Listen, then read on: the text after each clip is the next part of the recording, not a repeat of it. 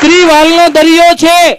આવું મેં એક જગ્યાએ કીધું, મેં તો દીકરી વાલનો દરિયો છે, મને કે સાબિત કરીને બતાવો સાહેબ. અને મેં એને કીધું તું દીકરી વાલનો દરિયો છે. ગામડું ગામ હતું અને ગામની અંદર એક વ્યક્તિ ગુજરી ગયો અને બરાબર એની નનામી નીકળી, રામ બોલો ભાઈ રામ, રામ બોલો ભાઈ રામ, રામ બોલો ભાઈ રામ. અને આખું ગામ એમ કહેવાય શમશાન યાત્રામાં જોડાણું. અને ગામના પાદર જ્યારે એમ કહેવાય કે શમશાન યાત્રા પૂગી ત્યારે એક 5 હાથ પૂરો માણસ મોટી મોટી મૂછું લેતી દેતીનો ધંધો કરે અને માણસ આવીને કીધું ભાઈ કોણ ગુજરી ગયું? એ કે બચ્ચુભાઈ. એમ?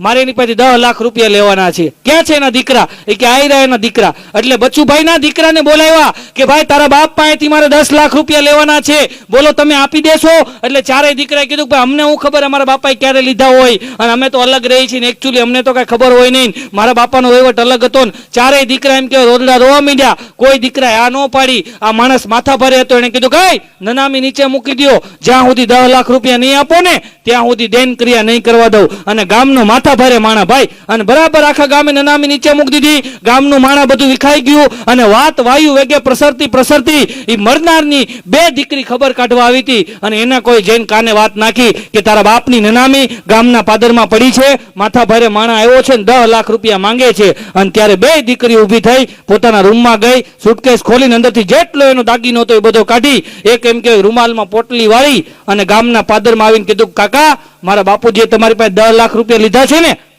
આલ્યો અમારું ઘરેણું વેચી નાખજો અને મારા બાપને એમ કે અત્યારે દેન ક્રિયા કરવા દો, અને દેન ક્રિયા થઈ જાય ને કાંઈ ઘટે ને તો હું મારી એફડી તોડાવી અને તમને પૈસા આપી દે, અત્યારે મારા બાપની દેન ક્રિયા કરવા દો. અને બરાબર એટલા શબ્દો જ્યાં એ 5 હાથ પૂરા માણાના કાનમાં પડ્યા ને ત્યારે 5 હાથ પૂરો માણા હતો, માથા ભારે માણા હતો અને રોવે નહીં એવો માણા રોવા માંડ્યો. અને સાવણ ને ભાદરવો વેતો થયો ને માણા એટલું બોલો બેટા દીકરી મારે તારા બાપ પાસેથી 10 લાખ લેવાના નહોતા, મારે એને 10 લાખ દેવાના હતા. હું તો એનો સાચો વારસદાર ગોતતો હતો કે કોના હાથમાં દેવા. સાહેબ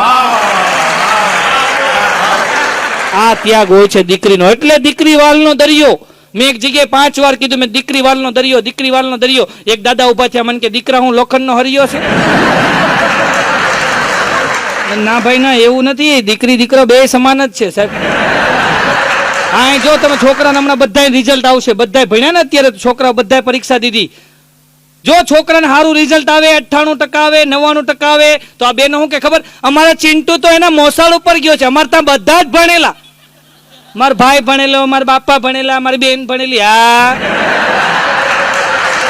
હા અને જો છોકરાને 30% આવે ને તો કે બાપા જેવો થયો. ન્યાય ક્યાં કોઈ ભણ્યા? હારા થાય પોતાના, બગડે બાપાના. અને આપણા ગુજરાતીની લાક્ષણિકતા છે